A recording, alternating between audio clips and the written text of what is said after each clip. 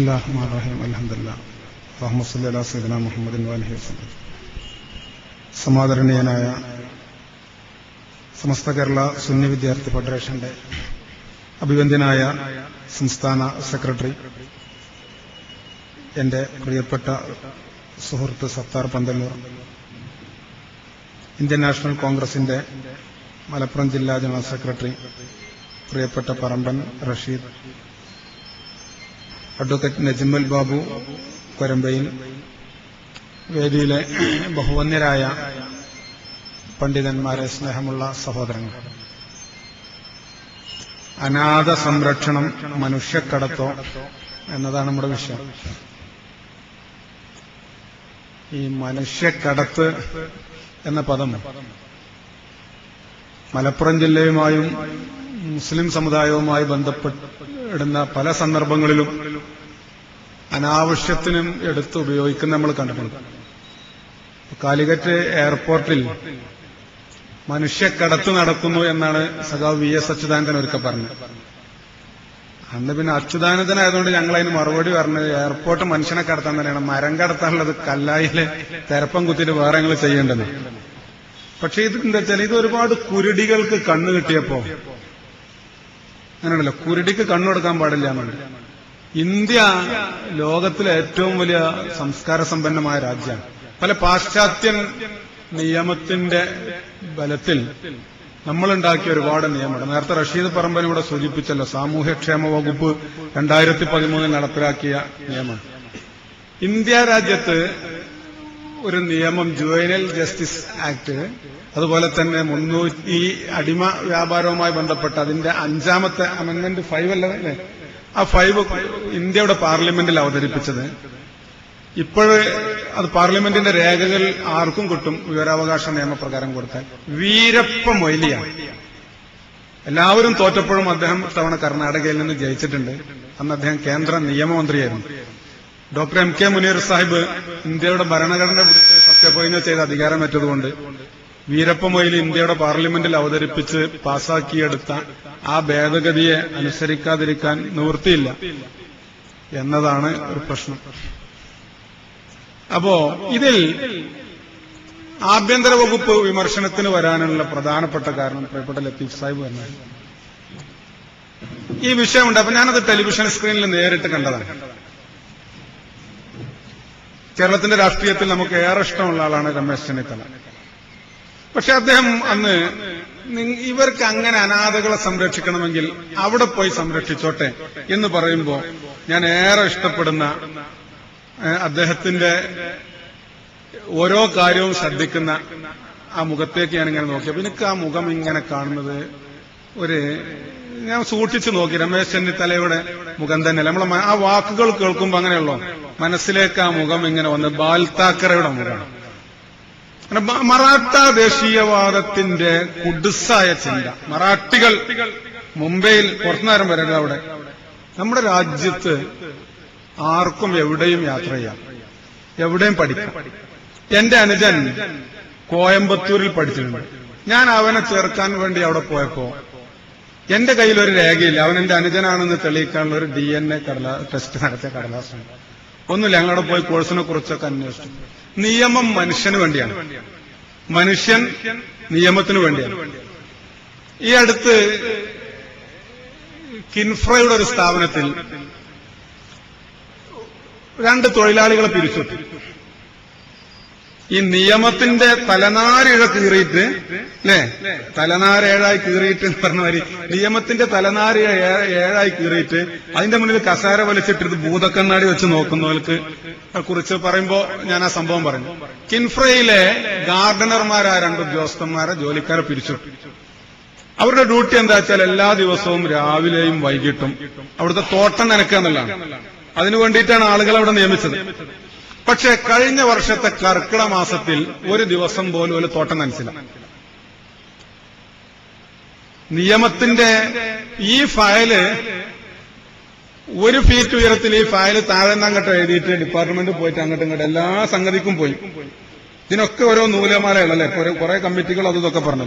ഇത് എവിടെ പോയി വന്നാലും ഇവൻ ഡ്യൂട്ടി ചെയ്തിട്ടില്ലല്ലോ. ഇവനെ സർവീസ് തിരിച്ചെടുക്കാൻ പറ്റും. 1 മാസമായിട്ട് ഡ്യൂട്ടി ചെയ്യാതെ ശമ്പളം വാങ്ങും. അപ്പൊ എന്തിനാ നനക്കണത്? ചെടി അടക്കം വെള്ളത്തിലാണ് കർക്കിടത്തിലെ. ചിന്നിയും പാറയും കലവീല കൂട്ടിയും പോരാത്ത പേമാരി പെയ്തിടുന്നു എന്ന് കവി പാടിയ കള്ളക്കർക്കിടത്തിൽ ബന്ധേതില്ല. ഇതിനകത്താണ് നിയമം എന്ന് പറഞ്ഞു. അതിനാണ് നിയമപാലകർ. നിയമം പലപ്പോഴും വ്യാഖ്യാനിക്കുകയാണ് ചെയ്യുക. നിയമം മനുഷ്യന് വേണ്ടിയിട്ടാണ്. ഒരു കൊട്ട തേങ്ങയാക്കാൻ നിയമം നടത്താം. ഒരു കൊട്ട തേങ്ങ രണ്ടും ഒന്നല്ലേ അല്ലേ? പക്ഷെ ഒന്നൊരു കൊട്ടത്തേങ്ങയാണ്, ഒന്നൊരു കൊട്ടത്തേങ്ങ. നിയമം അത് മനുഷ്യപ്പറ്റുള്ള ആളുകൾ ന്യായാധിപന്മാരായിട്ടിരിക്കണം, അത് കൈകാര്യം ചെയ്യണം. പിന്നെ അതിനുള്ള വിൽ പവർ വേണം, അത് നടപ്പിലാക്കാം. ഇത് സത്യമാണെന്ന് തോന്നിയാൽ സത്യവും നിയമവും തമ്മിൽ പലപ്പോഴും അല്ലേ, കർക്കിടക മാസത്തിൽ ചെടി നനക്കാത്തത് അല്ലേ, അതിലെ സത്യസന്ധതയും നിയമവും തമ്മിൽ എന്താവില്ല. അപ്പൊ നിയമം നടപ്പിലാക്കുന്നവന്റെ മനസ്സ്, അവന്റെ മനോഭാവം, അവന്റെ ആർജവക്കതില് പ്രശ്നമുണ്ട്. അതൊക്കെ അവിടെ വിഷയമായിട്ട് വരുന്നുണ്ട്. നിങ്ങൾ നോക്കി യത്തീംഖാന നടത്തുന്ന പോലെ എത്ര സാധുക്കളാണ്. നിഷ്കളങ്കതയുടെ ഹെഡ് ഓഫീസാണെന്നുള്ളതിന്റെ ഏറ്റവും വലിയ തെളിവെന്താ അറിയോ? 24-ാം തീയതി കുറച്ച് കുട്ടികളെ റെയിൽവേ സ്റ്റേഷനിൽ കൊണ്ടുവന്ന് ഇറക്കിയപ്പോ പിടിച്ചു. 24-ാം തീയതി ഇവരവിടുന്ന് മാറി. ഒക്കെ ശരിയാ, ഓല് മാറിയത് ഇവരെ നിഷ്കളങ്കത കൊണ്ടാണെന്ന് അവിടെ ഇരിക്കണം മനസ്സിലാക്കണ്ടേ. ഈ കുട്ടികളെ കൊണ്ടുപോയിട്ട് സിമന്റ് തറയിലിട്ടിട്ട് പീഡിപ്പിച്ചിട്ട് അതിന് ന്യായം പ്രസംഗിക്കലല്ലോ. പിറ്റേ ദിവസം 25-ാം തീയതി അതേ റെയിൽവേ സ്റ്റേഷനിൽ കൊണ്ടുവന്ന് ഇറക്കി.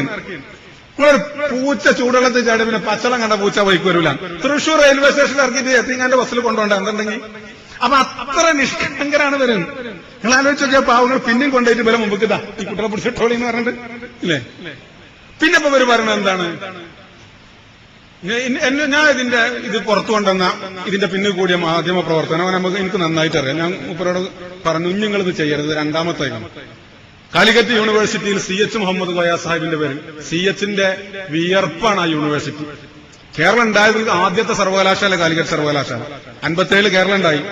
ജോസഫ് മുണ്ടശ്ശേരിയും മലബാറുകാരനായ PP ഉമ്മർഗോയും ഒക്കെ വിദ്യാഭ്യാസ മന്ത്രിയായിട്ടും ട്രാവങ്കൂർ സർവകലാശാലയിൽ കേരള യൂണിവേഴ്സിറ്റിയിൽ നിന്ന് ബോർഡ് വെക്കല്ലാതെ കേരളത്തിൽ ആദ്യത്തെ സർവകലാശാല ഉണ്ടായത് സപ്തമുന്നണിയിൽ CHന്റെ വിദ്യാഭ്യാസ മന്ത്രിയായിരുന്നു. അവിടെ CH ചെയറിന് CH എഡ്യൂക്കേഷൻ കോംപ്ലക്സ് ഉണ്ടാക്കാൻ വേണ്ടി യൂണിവേഴ്സിറ്റിന്റെ ഭൂമി ഇങ്ങോട്ട് എടുക്കാൻ പറ്റൂല. റോഡിൽ നമ്മൾ ബസ് സ്റ്റോപ്പ് ഉണ്ടാക്കിയിട്ട് ഇല്ലേ രാജീവ് ഗാന്ധി സ്മാരകം എന്നിട്ടാൽ അത് രാജീവ് ഗാന്ധി സോണിയാഗാന്ധിക്കും രാഹുൽ ഗാന്ധിക്കും അതിമൊന്നും കിട്ടൂല. ഞാൻ രാജീവ് ഗാന്ധിയുടെ പേരിൽ ഒരു വെയിറ്റിംഗ് ഷെഡ് ഉണ്ടായിരുന്നുള്ള ആത്മനിർവൃത്തി അതിന്റെ പ്രവർത്തകർക്ക് ഉണ്ടാവുള്ളൂ. എന്നപോലെ CHന്റെ പേരിൽ ഒരു കോംപ്ലക്സ് ഉണ്ടാക്കിയാൽ അത് ആ പാർട്ടിക്കാർക്കും കിട്ടൂല. പക്ഷെ അതിനെ വാർത്തയാക്കിയിട്ട് ഇത് വാർത്തയിലാണ് വന്നുള്ള സംഗതി തരങ്ങൾ വലിയ ബഹളം ഉണ്ടാക്കണവനെ ഒച്ച ഉണ്ടാക്കണവന്റെ കൂടെ നിൽക്കാം. പിന്നെ പൊതുസമൂഹം എനിക്ക് മനസ്സിലായില്ല. വൈക്കം മുഹമ്മദ് ബഷീർ പറഞ്ഞ ഒരു പളുങ്കൂസ് പൊതുസമൂഹത്തിന്റെ ഇടയിൽ നമ്മൾ വലിയ ആളുകളാകാൻ വേണ്ടിയിട്ട് ഇവരെന്താണോ പറയുന്നത് നമ്മൾ മനസ്സിലാക്കി എന്താ വെച്ചാൽ നമുക്കെതിരായിട്ട് ആരെന്താ പറയണോ അവന്റെ ഒപ്പം നിൽക്കുക എന്നുള്ളതാണ് വലിയ മാന്യത സംഗതി എന്നുള്ളതാണ്. അത് മനസ്സിലാക്കി. അങ്ങനെ കുറെ ആ മീഡിയയുടെ ആളുകൾ തന്നെയാണ് ഇതിന്റെ പിന്നിലും ബുദ്ധിപരമായി പ്രവർത്തിച്ചത്. എന്താ പോലെ ആരോപണം?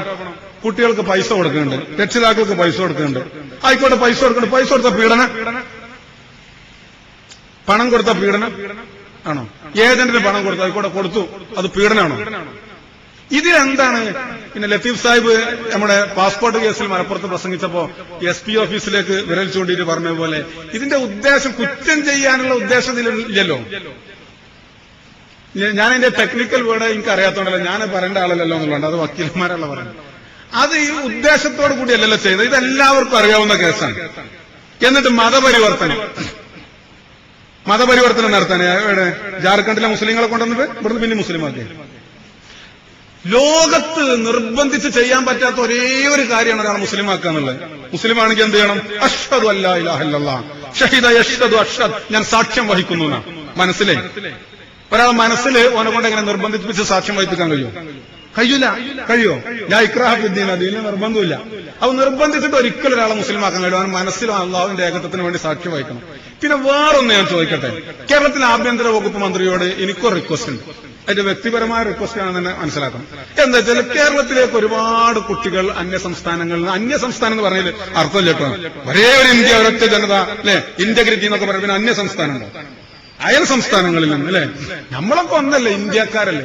അയൽ സംസ്ഥാനങ്ങളിൽ നിന്ന് വരുമ്പോൾ ബാൽ താക്കറെയാണ് ഇന്ത്യയിൽ ഇതിന് മുമ്പ് പറഞ്ഞത്.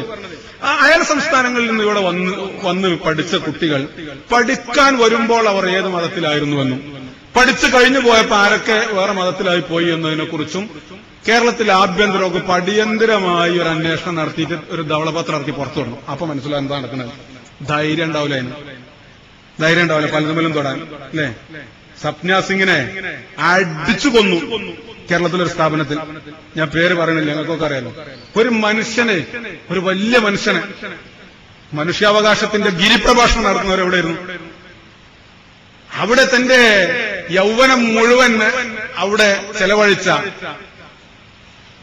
ഒരു പെൺകുട്ടി എല്ലാ ഇതും വെച്ച് വിശദമായ ഒരു പുസ്തകം എഴുതി. കേരളത്തിലെ കൈരളി പീപ്പിൾ ചാനൽ അവരുടെ അഭിമുഖം പുറത്തുവിട്ടു. ഇതൊരു പരാതിയില്ലല്ലോ. ഞങ്ങളെ കടത്തിക്കൊണ്ടുവരുന്ന കുട്ടികൾക്ക് പരാതിയുണ്ടോ? ഇല്ല. രക്ഷിതാക്കൾക്ക് പരാതിയുണ്ടോ? ഇല്ല. ആർക്കെങ്കിലും പരാതിയുണ്ടോ? ഇല്ല. ഇവരൊക്കെ അങ്ങോട്ട് പോയി കേസെടുക്കണം. ഇത് ഇങ്ങനെ വ്യക്തമായി പകൽ വെളിച്ചം പോലെ പറഞ്ഞിട്ടും എന്തില്ല, ഒരു കേസെടുക്കണില്ല.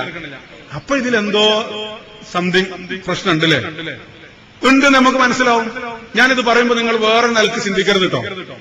ഇങ്ങനെ ഒരു സമൂഹത്തെ 19 കോടി വരുന്ന ഒരു ജനതയെ ഇങ്ങനെ ഒരു പ്രത്യേക കണ്ണോടുകൂടി കണ്ടുപോവുകയാണെങ്കിൽ എങ്ങനെ നമ്മുടെ രാജ്യത്തിന്റെ പുരോഗതി ഉണ്ടാവും? എങ്ങനെ ഇവരെ മുഴുവൻ ഈ രാജ്യത്തിന്റെ നിയമം ഞങ്ങൾക്കെതിരാണ്, ഈ രാജ്യത്തിലെ പോലീസ് നമ്മൾക്കെതിരാണ്, അത് രാജ്യദ്രോഹപരമായ നിലപാട്. കാലിക്കറ്റ് യൂണിവേഴ്സിറ്റിയിൽ വലിയ വിവാദം ഉണ്ടായല്ലോ.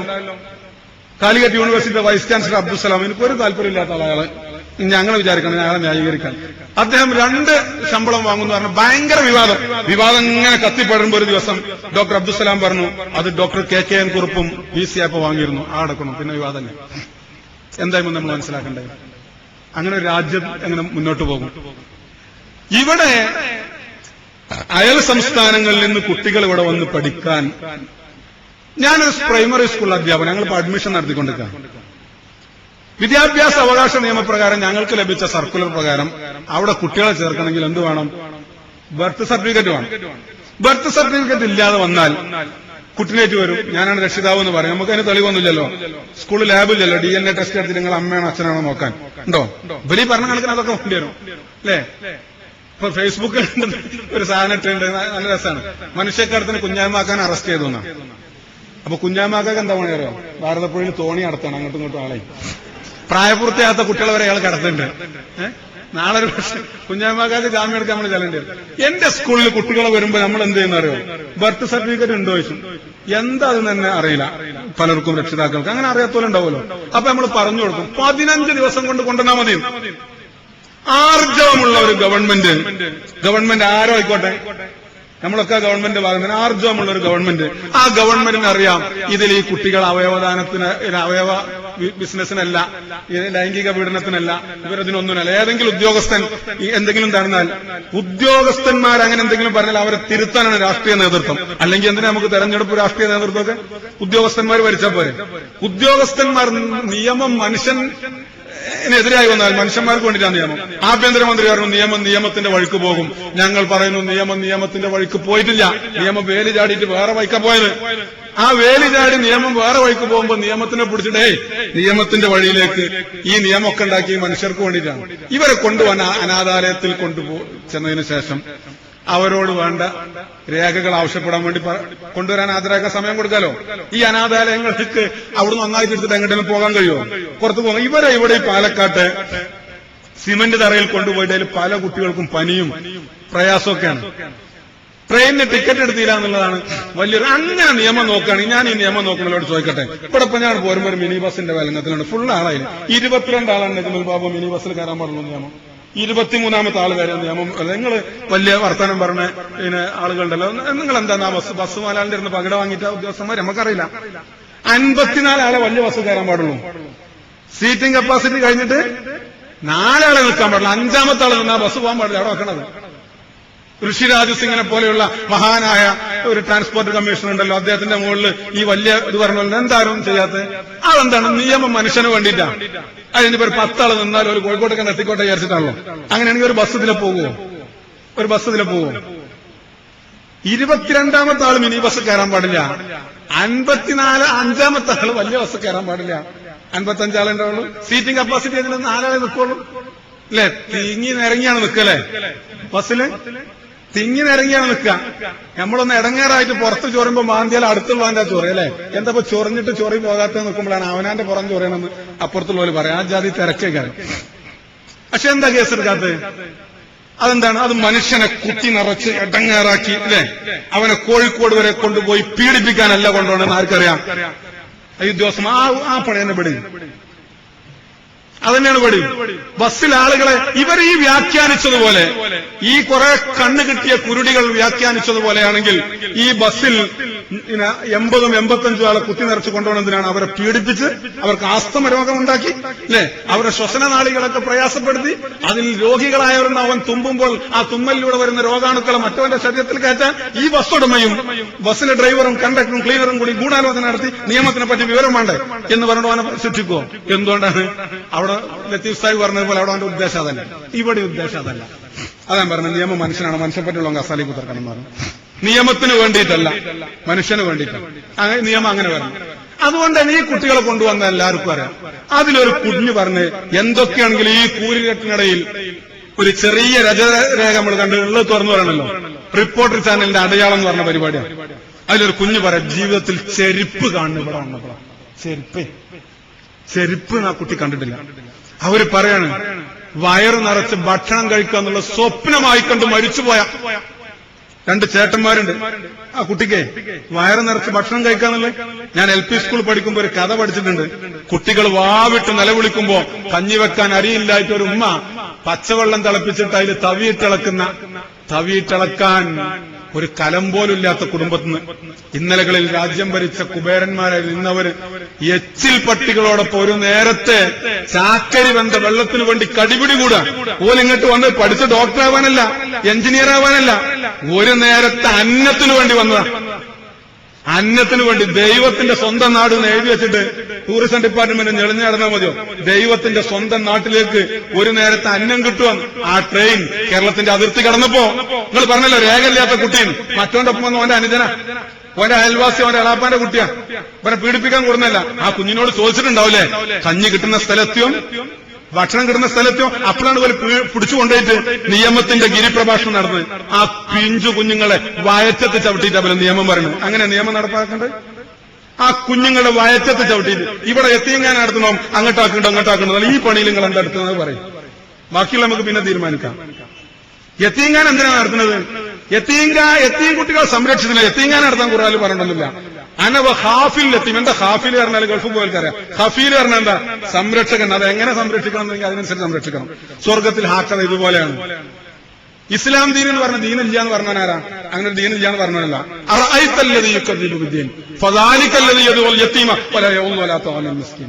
യതീമിനെ അവഗണിക്കുകയും അഗതിക്ക് ഭക്ഷണം കൊടുക്കാൻ പ്രേരിപ്പിക്കാതിരിക്കുകയും. ഇവിടെ പ്രേരിപ്പിക്കുക മാത്രമല്ലേ, വീട്ടിൽ വരുമ്പോ ഭിക്ഷക്കാരൻ വരുമ്പോ ഒന്നുമില്ലായിരുന്നു പറഞ്ഞേക്കല്ല, പട്ടിനെ വിട്ട് പറഞ്ഞ കടുപ്പിച്ചും കൂടിയും ചെയ്യാണ്. അപ്പൊ അങ്ങനെ പ്രേരിപ്പിക്കാതിരിക്കണം. ദീനിലെ കളവാക്കിയവനാന്ന് പറഞ്ഞോണ്ടാ ഈ ദീനിൽ വിശ്വസിക്കുന്നവർ. നമ്മൾ എന്തിനാ പ്രവർത്തിക്കുന്നത്? നാളെ അള്ളാന്റെ സ്വർഗം കിട്ടാനാണ്. അതിനുള്ള പണിയെടുക്കുന്നത്. എയ്ഡഡ് സ്കൂളിലെ കുട്ടികൾക്ക് കാരണം അങ്ങനെ ആരെങ്കിലും ചെയ്യേണ്ടതില്ല. ഈ കുട്ടികൾ വന്നെടുത്ത് ഇവർക്ക് തന്നെയാണ് ജോലി കൊടുക്കുന്നത്. ഇവർ ഭക്ഷണം കിട്ടുമെന്ന് വിചാരിച്ചു വന്നതാ, വസ്ത്രം കിട്ടുമെന്ന് വിചാരിച്ചു വന്ന, പഠനം വിചാരിച്ചിട്ടല്ല. ഇതിന്റെ പിന്നിലുള്ള ഗൂഢാലോചന എന്താ അറിയോ? ഉത്തരേന്ത്യയിലെ ഗോസായിമാരായ വലിയ കുബേരന്മാർ അവരുടെ വീട്ടുപടിക്കൽ പുഴുക്കളെപ്പോലെ അടിമവേല ചെയ്തിരുന്ന ഈ സമുദായം അവരിവിടെ വന്നിട്ട് 9ാം ക്ലാസ്സിൽ പഠിക്കുന്ന കുട്ടിയാണ് അടയാളത്തിൽ ആ കാര്യങ്ങൾ പറഞ്ഞു. വന്നിട്ട് 9 കൊല്ലായി. 9 കൊല്ലം അവിടെ പഠിച്ചവന്റെ കൂടെ 4 ആൾ വന്ന് എന്ത് കടലാസ പിന്നാണ് വേണ്ടത്? ഇന്ത്യ രാജ്യത്ത് ജാർഖണ്ഡ് സ്റ്റേറ്റിന് പാകിസ്ഥാനിക്ക് പോലും കൊടുത്തോ? ഏത് കടലാസ വേണ്ടത്? ഇവന്റെ കൂടെ എന്റെ മകൻ സഞ്ചരിക്കുമ്പോ, എന്റെ അനുജൻ സഞ്ചരിക്കുമ്പോ എന്ത് കടലാസമാണ്? ഇനി വേണമെങ്കിൽ സ്കൂളിൽ ചേർക്കാനുള്ള കടലാസല്ല, അത് സ്കൂളിൽ എത്തിയിട്ട് കൊണ്ടുവന്നാൽ മതി. അതാണ് റൈറ്റ് ഓഫ് എഡ്യൂക്കേഷൻ ആക്ട് 15 ദിവസം കൊണ്ടേ. എന്നിട്ട് അവിടുന്ന് ആള് വരാം, ഇവിടുന്ന് ആള് വരാം, അവിടുന്ന് ലേബർ കമ്മീഷണർ വരാം. ലേബർ കമ്മീഷണർ എന്താ, പിന്നെ വേറെ എന്തൊക്കെ ഒരുപാട് കുരുടികളുണ്ട്. എല്ലാ കുരുടികളും കണ്ണു മാറ്റി വരാം. ഇവരിവിടെ വരുന്നത് അങ്ങനെ ഇവിടെ വന്ന് പഠിച്ചാൽ, മുക്കം മുസ്ലിം ഓർഫനേജിൽ 3 വയസ്സിലൊരു കുട്ടി വന്നാൽ ആ കുട്ടിക്ക് അവിടുന്ന് എന്തൊക്കെ കോഴ്സ് പഠിക്കാൻ കഴിയും അതൊക്കെ കഴിയും. ഊട്ടിയിലെ ഡൂൺ സ്കൂളിൽ ഫേസ്ബുക്കിൽ ഞാൻ സാധനം കണ്ടു. വീട്ടിലെ കുട്ടികളെ ഊട്ടിയിലെ പട്ടികളെ വീട്ടിലും വളർത്തുന്നവർക്ക് ഇത് മനസ്സിലാവൂല. ഊട്ടിയിലെ ഡൂൺ സ്കൂളിൽ കൊണ്ടുപോയിട്ട് ഊട്ടിയിൽ നിന്ന് പട്ടിനെ വീട്ടിൽ കൊണ്ടുപോയി വളർത്തുന്ന രക്ഷിതാക്കൾ കുട്ടികൾക്ക് കൊടുക്കുന്ന അതേ കോഴ്സുകൾ, അന്തർദേശീയ നിലവാരമുള്ള കോഴ്സുകൾ, പൈസ ചെലവില്ലാതെ ജീവിതത്തിൽ കോരിച്ചെരിയുന്ന പെരുമഴത്ത് പോലും ഒരു സ്കൂളിന്റെ ഇറയത്ത് കയറി നിൽക്കാൻ കഴിയാത്ത ഈ പാവങ്ങൾക്ക് കിട്ടുക. ജീവിതത്തിൽ അവന് നല്ലൊരു സ്നേഹം കിട്ടുകയാണ്. മോയ് മോനാജി മക്കളെ എന്നാ വിളിക്കുക. ബാപ്പാന്ന് പോലെ തിരിച്ചു വിളിക്കും. ജീവിതത്തിൽ മോനെന്ന് വിളിക്കാൻ അമ്മക്ക് കഴിഞ്ഞിട്ടില്ല. അവന്റെ എന്തുകൊണ്ടാരോ ആ പട്ടിണിയുടെ ദൈന്യതയിൽ എവിടെയാണ് സ്നേഹം വരിക? ലോകത്ത് ഏറ്റവും പിന്നോക്കം കിടക്കുന്ന സ്ഥലമാണത്. അവിടെ നല്ല സ്നേഹം, നല്ല ഭക്ഷണം, നല്ല വസ്ത്രം, നല്ല ബാഗ്, നല്ല ചെരുപ്പ്, സുഖമാണ്. അപ്പൊ അനുജനെ കൊണ്ടുവരാണ്. ഞാൻ ഭക്ഷണം കഴിക്കുമ്പോ അല്ലെ എനിക്കുണ്ടാവില്ല, എന്റെ അനുജൻ 1000 കാതം അകലെ പട്ടിണി എടുക്കാണ്. ഞാൻ സ്കൂൾ പൂട്ടിയപ്പോ റിട്ടേൺ ടിക്കറ്റ് എടുത്ത് പോയതാ. റെയിൽവേന്റെ കൺസെഷന്റെ ഇതിൽ റിട്ടേൺ ടിക്കറ്റ് എടുത്ത് പോയതാ. മടങ്ങി വരുമ്പോ കാക്കാന്റെ കൈ പിടിച്ചിട്ട് പോയ കാക്കല്ല തിരിച്ചു വരണതേ. കഴിഞ്ഞ ജൂണില് വന്നിറങ്ങിയപ്പോ അവിടുന്ന് പോന്നപ്പോ കറുത്ത് ഒട്ടി കരുവാളിച്ച ജ്യേഷ്ഠൻ മടങ്ങി വന്നപ്പോ അവൻ തുടുത്ത് തടിച്ച് സുന്ദരനായിട്ടുണ്ട്. എനിക്കും കിട്ടുമോ ചോറ് നീ വെച്ചപ്പോ കൊണ്ടുവന്നാണ്. അങ്ങനെ കൊണ്ടുവന്ന് ഇവൻ ഏത് കോഴ്സും പഠിക്കാം. IAS വരെ അവിടുന്ന് കിട്ടും. മുഹമ്മദ് അലി ശിഹാബ് IAS ലഭിച്ചു. അവിടുന്ന് പഠിപ്പിച്ചിട്ട് ആ കുട്ടിയെ പഠിപ്പിച്ചിട്ട് അവൻ എല്ലാ ചെലവും കൊടുത്തിട്ട്. അപ്പൊ ഏത് കോഴ്സും IASന്റെ അപ്പുറത്തൊന്നുമില്ലല്ലോ. ഡോക്ടറാക്കാൻ, എഞ്ചിനീയറാക്കാൻ, കളക്ടറാക്കാൻ ഒക്കെ സന്നദ്ധമായ ഈ അനാഥാലയത്തിലേക്കാണ് ആ കുഞ്ഞുങ്ങൾ വന്നത് എന്ന് ഇവിടെ കണ്ണടച്ചിരുട്ടാക്കുന്ന എല്ലാവർക്കും അറിയാം. പിന്നെ മുസ്ലിങ്ങൾ മാത്രമൊന്നുമല്ല മുസ്ലിം അനാഥശാലകൾ പഠിക്കണം. ഞാൻ കണക്ക് പുറത്തുണ്ടെന്ന് പറഞ്ഞ എന്തുകൊണ്ടാണ് എന്റെ ഒരു അനുഭവത്തിൽ നിന്ന് പറഞ്ഞതാണ്. ആസാമിലേക്ക് കലാപബാധിത പ്രദേശത്തേക്ക് വസ്ത്രമായിട്ട് പോയി ഞങ്ങൾക്കറിയാം. PM അനീഫ് സാഹിബ് ജീവിച്ചിരിക്കുന്ന കാലത്ത് ഞങ്ങൾ മടങ്ങി വരുമ്പോ ഗുവാഹട്ടി റെയിൽവേ സ്റ്റേഷൻ കഴിഞ്ഞിട്ട് ഞങ്ങളുടെ ട്രെയിനിൽ ഇതുപോലെ 100-500 കുട്ടികൾ കയറി. ഒക്കെ ആദിവാസി കുട്ടികളാണ്. പോലെ ഒപ്പം നല്ല ലോഹയിട്ട തിരുമേനിമാരും കന്യാസ്ത്രീകളൊക്കെ ഉണ്ട്. 4 കന്യാസ്ത്രീകൾ ഞങ്ങളിരിക്കുന്ന AC കമ്പാർട്ട്മെന്റിൽ കയറി. ഞാൻ അവരായിട്ട് ലോകിയായി വർത്താനൊക്കെ പറഞ്ഞു. ഉസ്മാൻ താമരത്തിന്റെ അങ്ങനെ തമാശയൊക്കെ ചെയ്യും. 1.5 ദിവസത്തെ യാത്ര ഉണ്ടല്ലോ. അപ്പൊ അവര് പറഞ്ഞു ഇത് ആസാമിലെ ആദിവാസി മേഖലകളിൽ നിന്നുള്ള കുട്ടികളാണ്. അവരെ ഞങ്ങൾ കോട്ടയത്തും ചങ്ങനാശ്ശേരിയിലൊക്കെ ഉള്ള അനാഥാലയങ്ങളിലേക്ക് കൊണ്ടുവരികയാണ്. അങ്ങനെ വന്ന കുട്ടികൾ ഇപ്പോ അവർ ഏത് ഗോത്ര സമൂഹത്തിലെ അംഗങ്ങളായിട്ടാണ് ജീവിക്കുന്നത് എന്നൊക്കെ നമ്മൾ ശ്രദ്ധിക്കലുണ്ടോ എന്ന് എനിക്കറിയില്ല. അപ്പൊ അങ്ങനെ എല്ലായിടത്തും വരലുണ്ട്. എല്ലാ യത്തീംഖാനകളിലേക്കും. കേരളത്തിൽ അനാഥശാലകൾ ഏറ്റവും കൂടുതൽ നടത്തുന്ന ക്രിസ്ത്യൻ സമൂഹമാണ്, പിന്നെ മുസ്ലിങ്ങളാണ്. ഹിന്ദു സമൂഹം വളരെ കുറവാണ്. ഇപ്പൊ നമുക്കറിയാം. ഞാൻ ഉദാഹരണം പറയാം. ഇസ്ലാമിനെ ഇതിലേക്ക് നിർബന്ധിച്ച് മതപരിവർത്തനത്തിന് കഴിയില്ല എന്ന് പറഞ്ഞപ്പോ ഒരുപാട് മുസ്ലിം കുട്ടികൾ പറഞ്ഞു. ഞാൻ ഒരൊറ്റ ഉദാഹരണം പറഞ്ഞ് അവസാനിപ്പിക്കാം. KP രാമൻ മാസ്റ്റർ കേരള നിയമസഭയിൽ ഒരുപാട് കാലം MLA ആയ, കേരള ഖാദി ആൻഡ് വില്ലേജ് ഇൻഡസ്ട്രീസിന്റെ വൈസ് ചെയർമാനായിരുന്ന, കേരള പബ്ലിക് സർവീസ് കമ്മീഷന്റെ അംഗമായിരിക്കെ മരണപ്പെട്ട പ്രിയപ്പെട്ട KP രാമൻ മാസ്റ്റർ 3-ാമത്തെ വയസ്സിലാണ് KP രാമൻ മാഷ് MK ഹാജിയുടെ തിരൂരങ്ങാടിയിൽ യത്തീംഖാനെ കൊണ്ടുപോയി ചേർത്തത്. KP രാമൻ മാഷ് അവിടെ പഠിച്ചു. അവിടുന്ന് യത്തീംഖാനയുടെ TTIയിൽ നിന്ന് TTC എടുത്തു. അവിടെ തന്നെ അധ്യാപകനായി. KP Raman master MK ഹാജിയെ വിളിച്ചിരുന്ന ബാപ്പാനാണ്. 5.5 വയസ്സ് 6 വയസ്സുണ്ടായിരുന്ന KP രാമന് ലാ ഇലാഹ ഇല്ലല്ലാഹ് എന്ന് MK ഹാജി ചൊല്ലിക്കൊടുത്തിട്ടുണ്ടെങ്കിൽ രാമൻ മാഷ് അത് ഏറ്റുചൊല്ലുമായിരുന്നു. PSC മെമ്പറായിരിക്കെ തിരൂർക്കാട്ട് KP രാമൻ മാഷക്ക് ഒരു സ്വീകരണം കൊടുത്തു. സ്വീകരണ യോഗത്തിൽ എല്ലാവരും കാത്തിച്ച രാമൻ മാഷ തോണിക്കര ഒരു ഇടയിലൂടെ അങ്ങോട്ട് ഇറങ്ങിപ്പോയി. ഞാനിപ്പോ വരാന്ന് പറഞ്ഞു. അവിടെ ഒരു മൊയ്തീൻ പല്ലാക്കാന്റെ അടുത്തേക്ക് പോയതാണ്. മടങ്ങി വന്നപ്പോ MCC റഷീദ് മൗലവി ചോദിച്ചു എന്താണ്? അവരാരും ശ്രദ്ധിക്കല്ല, ഒരു പാവപ്പെട്ടമല്ല. എന്നെ 3-ാമത്തെ വയസ്സിൽ എന്റെ അമ്മ യത്തീംഖാനെ കൊണ്ടുപോയി ചേർത്തതാണ്. 6 വയസ്സായപ്പോ എന്റെ പല്ലിളകിയപ്പോ എന്നെ മടിയിലിരുത്തി എന്റെ അമ്മ പല്ല് പറിച്ചു തരുന്നത് പോലെ എന്റെ ഇളകിയ പല്ല് പറിച്ചു തന്നത് ആ മല്ലാക്കയാണ്. ആ മല്ലാക്ക ഇപ്പൊ രാമമാഷ് കെലിമല് കൊടുത്തിട്ടില്ല. ആ KP രാമനെ കേരളത്തിലെ പൊതുസമൂഹത്തോട് ഞാൻ ചോദിക്കട്ടെ, കേരളത്തിൽ മറ്റേതൊരു സമുദായത്തിന്റെ അനാഥാലയത്തിൽ അങ്ങനെ പഠിച്ചിട്ട് വിശ്വാസവും മതവും തനിക്ക് ജൈവികമായി കിട്ടിയതിൽ നിന്ന് ഉറച്ചു വന്നിട്ടുണ്ട്. രാമൻ മാഷ് മരണപ്പെട്ടപ്പോ മണ്ണമ്പിലാക്കലെ പട്ടികജാതി ശ്മശാനത്തിൽ മഹാനായ സയ്യിദ് മുഹമ്മദ് അലി ശിഹാബ് തങ്ങളുടെ സാന്നിധ്യത്തിൽ അവിടെ ഹൈന്ദവ ആചാരപ്രകാരമാണ് അദ്ദേഹത്തെ മറവ് ചെയ്തത്. അപ്പൊ ഇത് മതപരിവർത്തനമൊന്നല്ല. ഇതെന്താണ്? യത്തീമിനെ സംരക്ഷിക്കാനാണ് പറഞ്ഞത്. യത്തീമിന്റെ ജാതിയോ മതം നോക്കാൻ അള്ളാഹുവിന്റെ റസൂൽ പറഞ്ഞിട്ടില്ല. നാളെ സ്വർഗം കിട്ടുമെന്ന് വിചാരിച്ചിട്ട് പ്രവർത്തിക്കാം. ആ കുട്ടികൾ വന്ന എന്താണ്? ഒരു നേരത്തെ ഭക്ഷണം കിട്ടുമെന്ന് വിചാരിച്ചിട്ടാണ്. എന്നിട്ട് അവരിട്ടിട്ട് നിയമം വകുപ്പൊക്കെ പറഞ്ഞിട്ട് മനുഷ്യക്കടത്ത് ഇത് ഏതായാലും കേരളീയ സമൂഹത്തിന്റെ പ്രബുദ്ധതക്കെതിരാണ്. പിന്നെ ഇത് രാജ്യദ്രോഹപരമാണെന്ന് ഞാൻ പറയാൻ കാരണം ഈ രാജ്യത്തിൽ ഒരു വലിയ ന്യൂനപക്ഷ സമൂഹത്തെ മുസ്ലിം ലീഗിനെ പ്രതിനിധീകരിച്ചുകൊണ്ട് എനിക്ക് പറയാനുള്ളത്, ഇവിടെ ഇത്ര പ്രശ്നങ്ങളൊക്കെ ഉണ്ടായിട്ടും ഈ സമൂഹത്തെ ഈ രാജ്യത്തിന്റെ മുഖ്യധാരയിൽ പിടിച്ചു നിർത്താൻ വേണ്ടി ഭഗീരഥ പ്രയത്നം നടത്തണം നമ്മൾ. എന്തുകൊണ്ടാണ്? ഇത് നമ്മളെ രാജ്യമാണ്. ഈ ഇവിടുത്തെ ഹിന്ദുവും മുസൽമാനും ക്രിസ്ത്യാനിയും പാഴ്സിയും ജൈനനും ബുദ്ധനും നമ്മളൊക്കെ സഹോദരങ്ങളെ പോലെ ജീവിക്കേണ്ട ലോകത്തിലെ ഏറ്റവും മഹത്തായ രാജ്യമാണ് എന്റെ രാജ്യം, നമ്മുടെ ഇന്ത്യ. ഈ രാജ്യത്ത് ഈ രാജ്യത്തിന്റെ മക്കളായ അവർ ജാർഖണ്ഡുകാരല്ല, അവർ ഇന്ത്യക്കാരാണ്. ഇന്ത്യയുടെ ഇങ്ങേ തലക്കൽ ദൈവത്തിന്റെ സ്വന്തം നാട് എന്ന് ഈ ഗവൺമെന്റ് പറഞ്ഞ പ്രദേശത്തേക്ക് ഭക്ഷണം കഴിക്കാൻ വന്ന നമ്മളെ കുട്ടികളാണ് അവര്. ആ ഉത്തരേന്ത്യയിൽ നിന്ന് വന്നിട്ട് തന്നെയാണ് നമുക്കിവിടെ ജോലി ചെയ്യാനുള്ള ജോലിക്കാരുണ്ടാണ് ഒക്കെ ഉണ്ട്. അതൊക്കെ നമുക്ക് പറ്റും. ഞാൻ വിശദീകരിക്കല്ല. അപ്പോ ഇതിനെ ഈ രീതിയിൽ കാണാതെ മനുഷ്യത്വപരമായി കാണാൻ മനുഷ്യാവകാശ കമ്മീഷനും സാംസ്കാരിക നായകന്മാരൊക്കെ ആ രീതിയിൽ ഇതിൽ പ്രതികരിക്കാൻ വേണ്ടി തയ്യാറാവണം. നമ്മുടെ കയ്യിൽ ഗുരുതരമായ തെറ്റ് വന്നു, കരഞ്ഞ് കണ്ണീരൊലിപ്പിച്ച് ഭക്ഷണത്തിനു വേണ്ടി വന്ന ഏഴകളായ ആ പാവങ്ങളെ നമ്മൾ യഥാർത്ഥത്തിൽ കുത്തിനോവിച്ച് വേദനിപ്പിച്ചു. ആ കുഞ്ഞുങ്ങളോട് മാപ്പ് ചോദിച്ച് ഈ എടുത്ത FIR പിൻവലിക്കാൻ കേരളത്തിന്റെ ഗവൺമെന്റ് തയ്യാറാവണം എന്ന് അഭ്യർത്ഥിച്ചുകൊണ്ട് ഞാൻ അവസാനിപ്പിക്കും.